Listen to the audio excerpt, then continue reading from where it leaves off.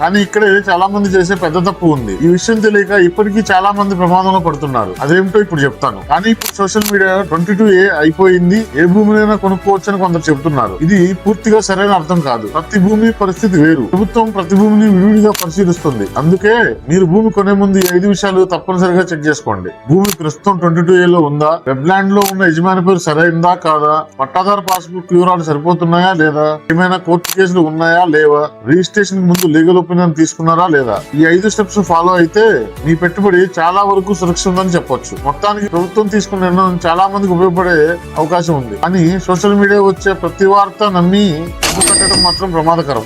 భూమి కొనే ముందు ప్రతి డాక్యుమెంట్ చెక్ చేయండి. అధికారిక రికార్డులు చెక్ చేసుకోండి. అవసరమైతే నిపుణుల సలహా తీసుకోండి. ఎందుకంటే ఒక మంచి నిర్ణయం మీ కుటుంబ భవిష్యత్తుని మార్చేస్తుంది. ఒక తప్పు నిర్ణయం మీ జీవితకాల సంపాదనని ప్రమాదంలో పడేస్తుంది. ఈ వీడియో మీకు ఉపయోగపడితే లైక్ చేయండి, సబ్స్క్రైబ్ చేయండి. ఇలాంటి నిజమైన రియల్ ఎస్టేట్ అప్డేట్స్ కోసం మా ఎంజే రియాలిటీస్ ని ఫాలో అవ్వండి. మీకు అమరావతి ఏరియాలో 22A, CRDA, అసైన్ ల్యాండ్స్ లేదా ఏదైనా భూముల గురించి వివరాలు తెలుసుకోవాలనుకుంటే కామెంట్ లో రాయండి. నేను అధికారిక సమాచార ఆధారాలతో మరో వీడియో తీసుకొస్తాను. నేను మీ మిక్కిలినేని జగదీష్ బాబు, ఎంజే రియాలిటీస్. మళ్ళీ కలుద్దాం.